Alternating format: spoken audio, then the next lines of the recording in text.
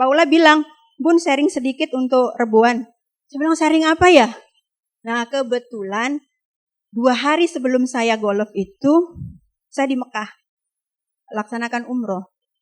Perbedaan jam antara Jakarta dan Mekah, saya tiba-tiba di WA salah satu orang yang saya kenal, anggota dari ACMI, anggota dari MMBC, ada 2 orang sekaligus dalam waktu yang berdekatan. Yang satu pas jam 1:30-nya Mekah, yang satu pas jam 3:30-nya Mekah, itu bilang, Bun, saya sekarang lagi nangis kejer pengen bunuh diri. Dalam 24 jam saya merasa pengen bunuh diri sampai 6 kali. Apa yang jadi masalah gitu kan? Jadi pertanyaan nih jadi. Yang satu laki, yang satu perempuan, bahasanya gitu. Apa sebetulnya yang memberatkan kamu sampai punya niatan begitu? Saya teringat, karena masalah rumah tangga, saya bilang sama Mbak Paula, ya udah, masalah bisnis semua udah pinter. Saya masalah yang sedikit menggelitik aja lah. Ya kan sharing-sharing. Bukan saya yang bagus di rumah tangga, tidak. Tapi alhamdulillah saya udah lulus. Lulus saya apa? Karena suami saya udah almarhum. Artinya kan lulus, Pak. Betul nggak? Jadi perkawinan tuh, Pak. Kalau yang benar-benar sebuah perkawinan, kan udah nikah berapa kali kan, Pak ya? Hah? Ada yang 2-3 kali belum ini. Kamu udah 2 kali kan berarti Rila? Lulusnya sampai 2 kali kan? Bujo berapa kali Bujo? Oh baru sekali ya. Ibu berapa kali Bu? 1 juga kan Bu? Alhamdulillah. Tepuk tangan untuk beliau dulu. Artinya semua pernikahan itu Pak, dasar utamanya dia harus tegak lurus. Tegak lurus ya, nggak boleh belok. Dengan apa? Dengan keyakinan. Artinya dengan apa? Urusannya apa? Urusannya adalah ibadah dengan agama. Kan itu toh? Mau itu sama perempuan yang kutu kupret kayak, yang kampret kayak tadi kan, apa segala macam itu. Berarti judulnya laki dan perempuan kalau mengikatkan diri dalam perkawinan, pertama yang harus dia luruskan adalah niatnya itu hanya karena keyakinan, karena agama. Kenapa? Dengan hal itu terjadi, ya kan? Dia punya tujuan nanti yang jelas. Nah, kenapa itu?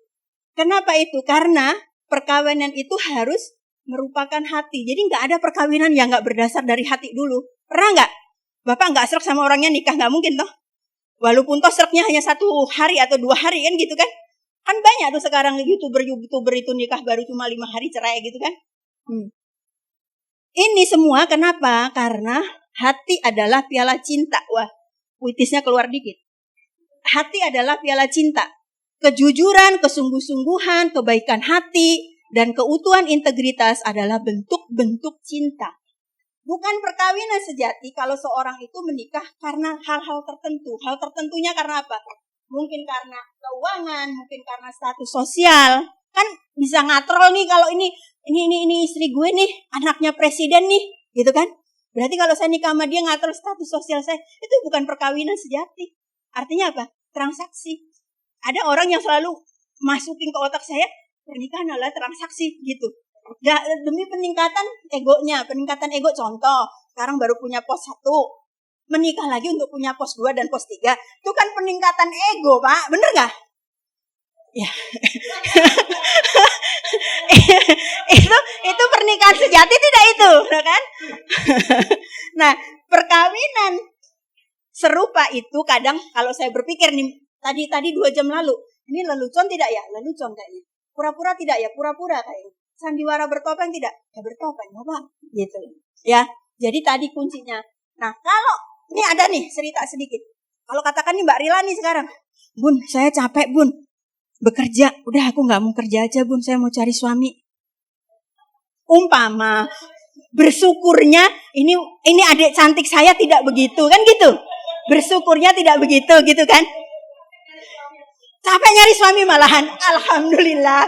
Jadi umpamanya nih, ada yang merasa perempuan merasa capek bekerja, pengen cari aman, pengen cari jaminan hidup dengan cari suami.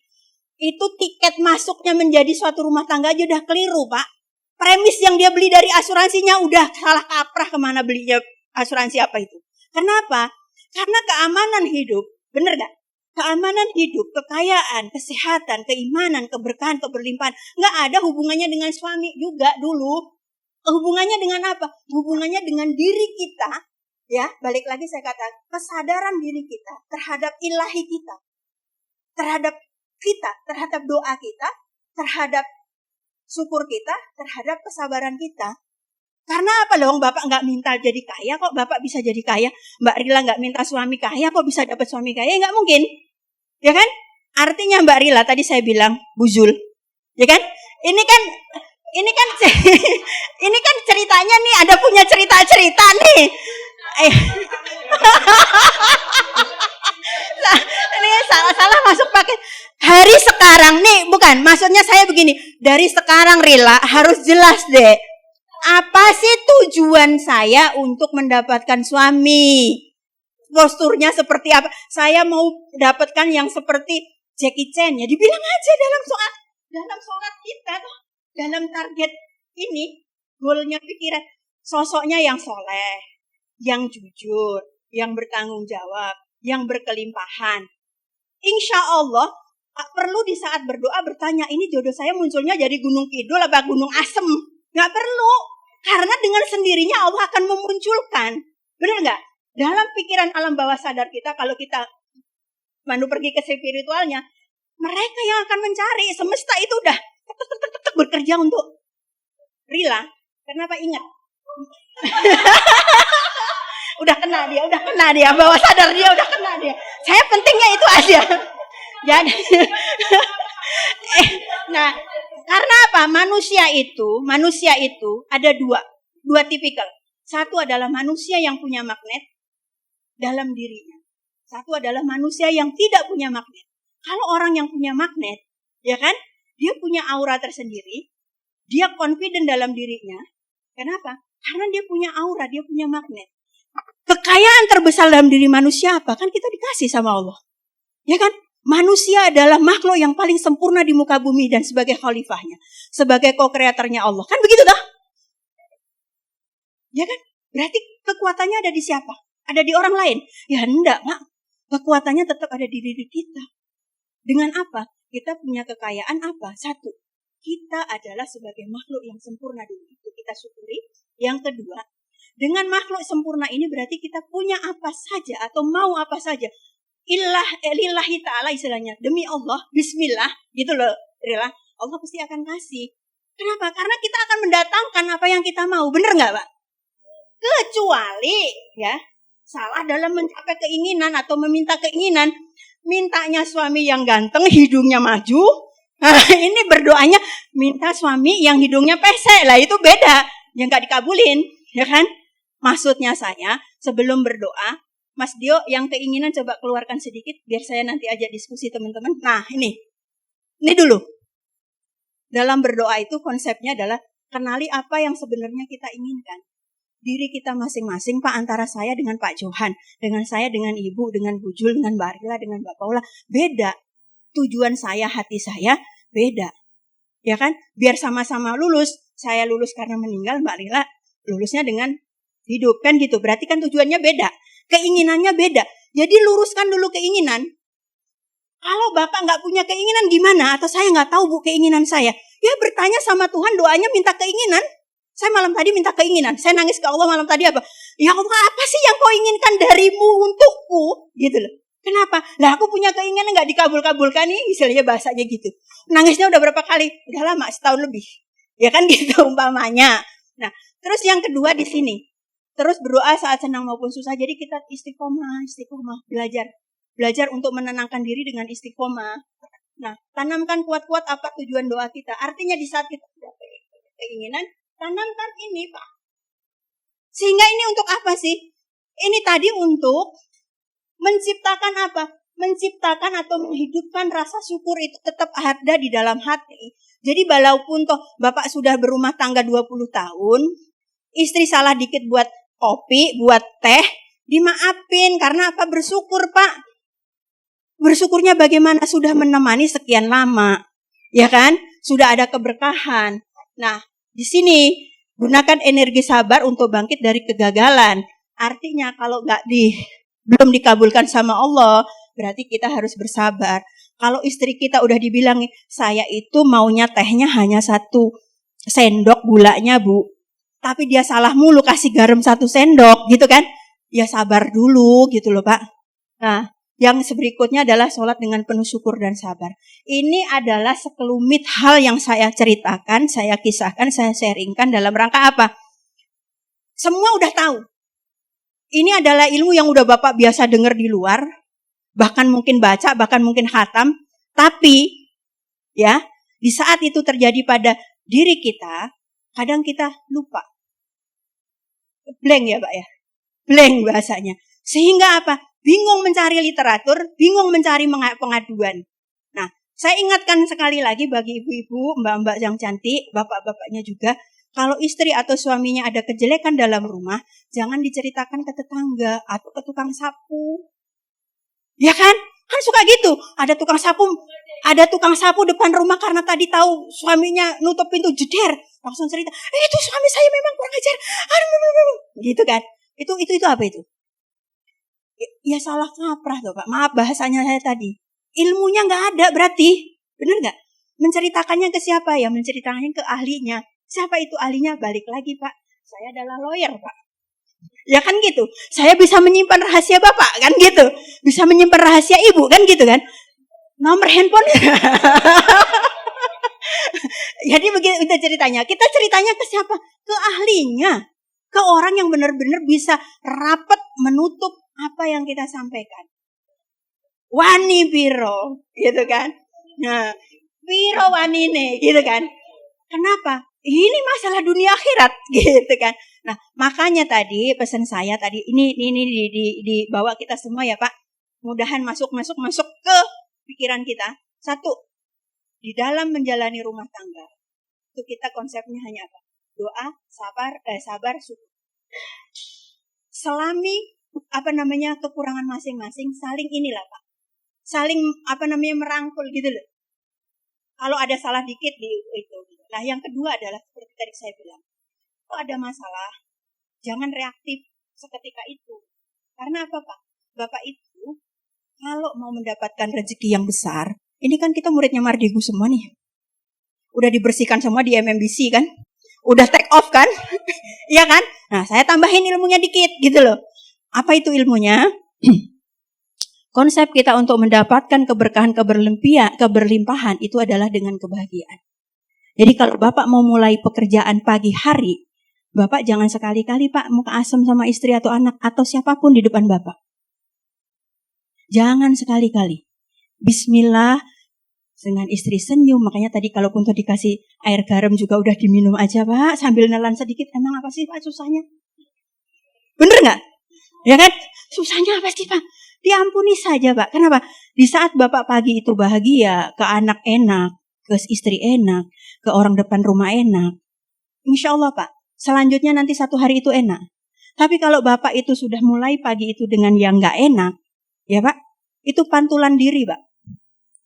Diri kita itu bercermin, energi kita itu bercermin. Jadi mantul Pak, energi yang negatif tadi jebret, mantul balik, harusnya hari ini tanda tangan, enggak jadi tanda tangan. Yakin gak itu? Yakin gak itu? Harus yakin dulu. Murid Mardigu gak yakin begitu gimana ya? Gitu loh Pak. Kenapa? Dengan bismillah, segala energi positif terhadap kita, itu pasti akan terjadi kesuksesan. Ingat Pak, kita orang beriman. Konsepnya orang beriman itu apa? Keimanan sama dengan kesuksesan. Ya kan? Keimanan itu sama dengan kesuksesan. Ya kan? Kesuksesan itu sama dengan kebahagiaan. Konsepnya kita harus bahagia adalah apa? Konsepnya kita harus bahagia adalah kita harus memasukkan intisari agama apapun. Atau ya, kalau saya orang Islam, saya harus memasukkan intisari Al-Quran saya, kitab saya, terhadap kehidupan saya sehari-hari. Nah, kehidupan saya sehari-hari harus apa? Harus bahagia, harus baik dengan orang. Begitu. Bismillah, semoga bermanfaat. Monggo kalau ada yang tanya, Bu, saya mau konsultasi ke pengadilan agama perceraian di mana gitu, coba. Itu nggak saya terima. Tapi kalau konsultasi saja boleh. Yang membuat saya akhirnya keluar dari perusahaan karena apa? Karena suami saya kena pendarahan otak. Dia zero ininya. Jadi otaknya itu sudah hangus lah bahasanya gitu ya. Jadi ingatannya, bahasanya udah bener-bener gak bisa. Jadi saya kayak ngomong kayak anak bayi, Pak. Sholat aja harus saya ajarin lagi Al-Fatihahnya lagi. Ya kan? Nah kalau jam saya di kantor terlalu panjang, akhirnya saya keluar, tapi di sana saya dicatat sebagai konsultan sampai detik ini, Pak. Jadi kalau konsultannya tiap bulan dapat dari sana. Gitu. Retensi. Jadi Bapak kalau mau ke tenaga kerjaan, Bung Dio nanti nemenin. Bung Lutfi nemenin. Kalau saya nemenin, insya Allah 60-40. Karena lebih senang jualan tanahnya. Gitu. Mangga Mbak. Ada yang mau nanya? Oke. Monggo. Iya, ini kan kalau orang sebelum menikah itu ada yang namanya perjanjian pranikah ya. Siap. Biasanya tuh tentang bisa harta dan sebagainya. Sebenarnya yang saya tuh wonder, apa sih pertimbangan satu pasangan itu kalau mau menikah harus ada perjanjian pisah harta atau enggak gitu? Bismillahirrahmanirrahim. Aduh, ini jawabnya sebagai orang hukum sama orang agama. Takutnya orang agama ditentang. Hukum ya. Jadi gini Pak, seperti tadi saya bilang, pernikahan itu kesepakatan bukan Pak? Berarti kalau saya bicara kesepakatan kan saya tadi bicaranya keinginan Bapak piye? Balik lagi seperti itu. Kalau secara agama, ya kan, nggak ada lah Pak namanya suami istri harus dipisah-pisahkan. Kan tadi saya udah ceritain sedikit, walaupun tadi cepet gitu, bahwa pernikahan itu ditegak luruskan dengan agama dulu, ya kan? Dengan rasa apa? Dengan hatinya dulu, ya kan? Kalau hatinya Pak dipisah, ini kan suami istri kan dua hati jadikan satu hati, betul nggak? Jadi kalau dipisah-pisah, Pak kesannya gini, ranjangku gini ya, ranjangku sedono gitu kan, kesannya begitu. Namun hukum positif tidak demikian Pak, karena itu semua apa? Tugas hukum adalah 3, fungsi hukum adalah 3. 1, memberikan kepastian hukum. 2, memberikan keadilan hukum. 3, memberikan kemanfaatan gitu loh Pak. Kepastiannya hukum untuk apa? Karena mohon maaf, warisan saya lebih banyak dari dia Pak, gitu loh. Ya kan? Sebelum nikah itu warisan. Ya kan? Walaupun kan nanti saat nikah pun sebetulnya nggak masuk harta gono gini, tapi kan nggak tahu kita. Saya yang duluan meninggal atau dia, kan gitu Pak, bener nggak? Nah makanya alangkah baiknya, makanya difasilitasi lah oleh hukum dengan diberikan pranikah. Nah keperluannya, kebutuhannya seperti apa? Balik lagi tadi seperti kita desain baju, perlu nggak tidak? Keyakinan saya seperti apa? Dan lain-lain atas kepercayaan terhadap si pasangan kita. Gitu Pak. Biar tidak terjadi apa? Tidak terjadi sengketa. Gitu Mbak. Biar nggak terjadi hal-hal yang jelek malahan di belakang. Saling tahu bahasanya biar semua keluarga juga paham. Sebelum nikah dengan dia saya udah punya 5 apartemen. Mobil Audi saya udah 10 kan gitu Pak. Itu pisahlah harta. Gitu Pak. Jadi ada pemahamannya ke sana Pak nggih. Ada lain lagi Masnya? Mangga.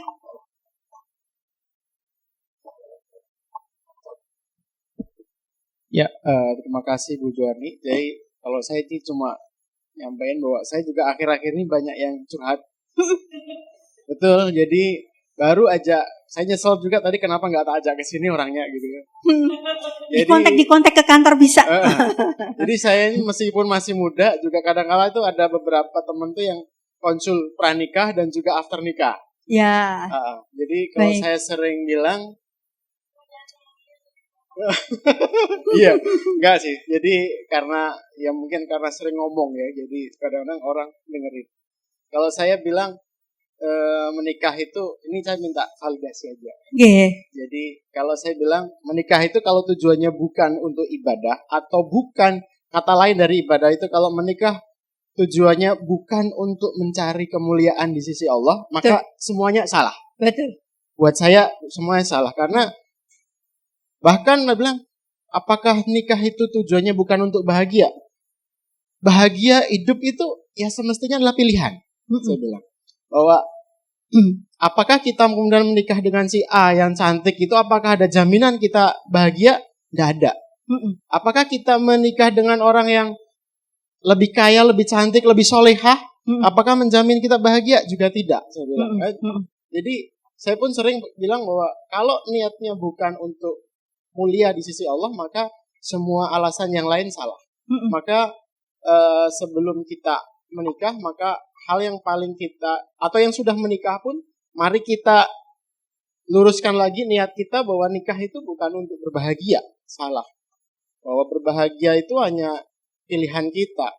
Ketika kita dikasih kelonggaran, kemuliaan, hari ini dikasih rezeki yang bagus, anak-anak yang soleh, yang pintar misalnya, itu kewajiban buat kita adalah bersyukur. Ketika kita dikasih kesusahan, maka ya kita harus bersabar. Dan bersabar itu bisa tetap bahagia, begitu kan? Nah, artinya itunya yang itulah bahagia itu pilihan, begitu. Dan itu efek daripada kita. Nah, jadi mungkin itu Bu Juani, saya mohon validasi karena itu sering sekali saya katakan kepada teman-teman saya. Mungkin perlu ditambahi seperti apa? Kira-kira begitu. Terima kasih banget Mas, siapa namanya? Saya Gunawan, Bu Juani. Tepuk tangan untuk beliau, appreciate. Masih muda, tempat konsultasi, ya kan? Tentang kebahagiaan hidup, waduh luar biasa Pak. Gimana Bu?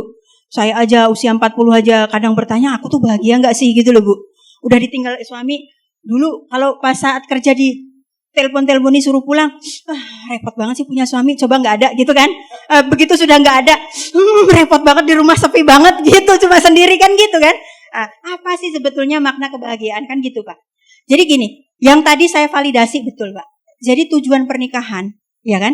Di dalam hukum pernikahan pun di Undang-Undang Nomor 1 tahun 1974 itu pun dikatakan bahwa kita menikah itu berdasarkan keyakinan masing-masing. Dengan undang-undang itu dibuat begitu secara hukum positif pun, ya kan Pak? Itu berarti memang demi Allah, demi Rasulullah, lillahi ta'ala gitu kan? Kita ijab qabul itu adalah untuk ibadah terhadap Allah, mencapai kemuliaan Allah. Jadi jalan beribadah gitu loh. Nah, adapun di dalam rumah tangga akhirnya tercipta dan tidak tercipta kebahagiaan, itu adalah proses perjalanan. Kan gitu. Nah, yang tadi saya sedikit akan meluruskan Bapak adalah gini Pak. Kebahagiaan itu tidak tergantung karena suami atau karena istri. Kebahagiaan itu terletak dalam diri pribadi kita sendiri-sendiri Pak. Kenapa? Karena pada dasarnya kita itu mutlak sama Allah diberikan kebahagiaan. Jadi dalam Al-Quran itu dikatakan, berbahagialah bagi orang-orang yang beriman. Ya kan gitu, berbahagialah bagi orang-orang yang beriman. Nanti suratnya apa saya share ya di grup ya. Aku lupa masalahnya, takutnya salah nyebut surat apa. Al-Mu'minun. Ayat berapa? Ayat berapa? Iya kayaknya bener Al-Mu'minun. Berapa itu? Ayat Bunda Korea. Ayat berapa? Ayo gitu kan. Itu surat Al-Mu'minun sepertinya. Jadi Allah itu sudah menempatkan orang yang beriman itu berbahagia Pak. Jadi gak ada kata kita itu tidak berbahagia. Hanya tadi saya bilang penerapannya. Bahagia ini kita mau ambil, kita mau resap, mau rengkuh atau tidak kita rengkuh. Paham maksud saya Pak? Jadi Bapak itu bangun tidur, begitu Bapak bangun tidur, alhamdulillahirabbil alamin, aku melihat lagi pagi ini. Itu sudah satu kebahagiaan. Hanya Bapak rengkuh, Bapak syukuri atau tidak Bapak syukuri yang akhirnya menjadikan kufur nikmat atau tidak kufur nikmat. Itu di penerapannya tadi. Jadi kalau kita berbicara tentang kebahagiaan, apakah kebahagiaan kita bahagia dan tidak itu tergantung siapa-siapa, tidak ada. Bahagia itu adalah di diri kita yang sudah diberikan sebetulnya sama Allah. Hanya kita menggapainya mau seperti apa. Menggapainya seperti apa tadi? Tadi dengan doa, syukur dan sabar. Dengan doa, syukur dan sabar. Di saat kita mendapatkan keberkahan apapun kita harus bersyukur. Di saat mendapatkan ujian apapun harus tetap bersabar. Bersabar tidak identik dengan pasrah ya. Bersabar adalah bersabar. Bersabar kita tetap menjalankan segala sesuatu upaya untuk mempertahankan atau untuk bangkit kembali. Jadi kalau orang bilang sabar tapi di rumah saja itu bukan sabar. Itu apa? Subur. Karena dari gendut kan Pak?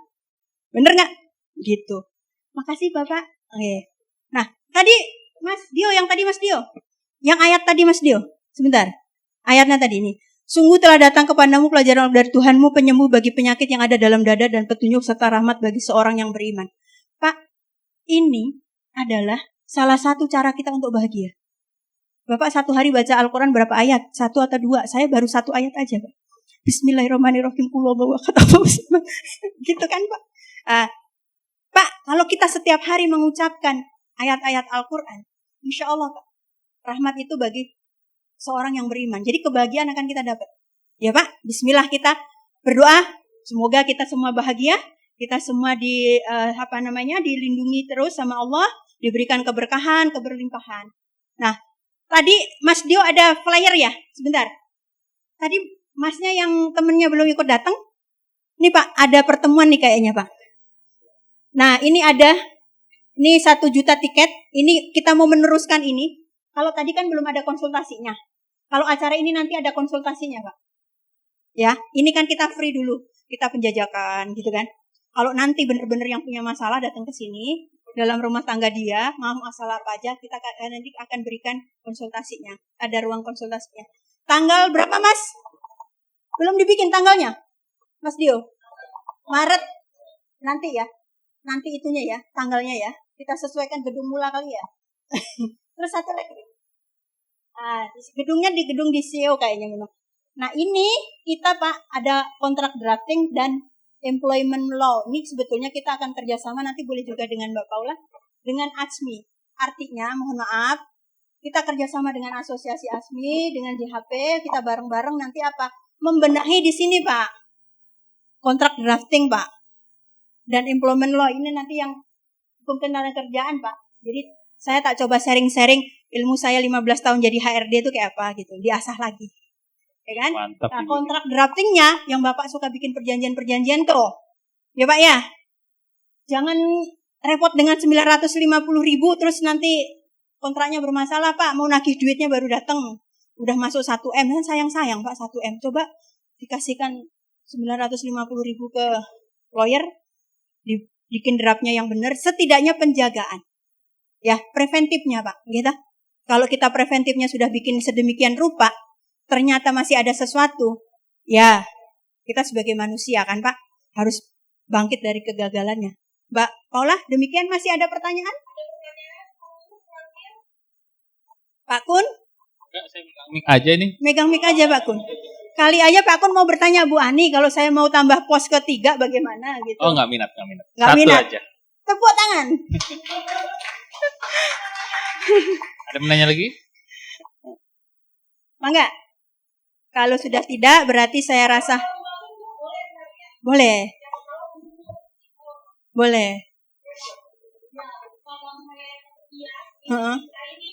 Oh iya, ada banyak itu Pak. Jadi dia punya pos kedua, ya kan? Nama harta bendanya dipakai di istrinya semua itu, ya kan? Terus akhirnya sesuatu terjadi. Bu, aduh gimana ya caranya udah nama dia semua gitu kan. Bisa konsultasi sama kita. Gitu. Atau kalau mau buat nih, ada. Demi Allah ada.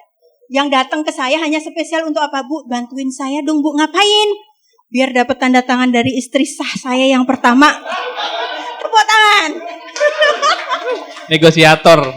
Negosiator ini. Ada Pak, bener. Mahal loh Mas, karena kan saya harus muka Kamu tembok melas. gini, ya kan? 1, saya kenal baik dengan istrinya, ya kan?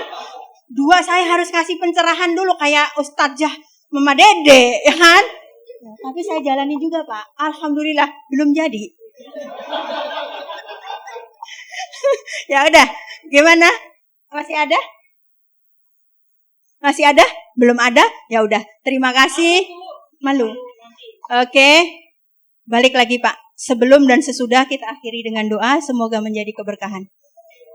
Bismillahirrahmanirrahim. Al-Fatihah. A'udzubillahi minasyaitonir rajim.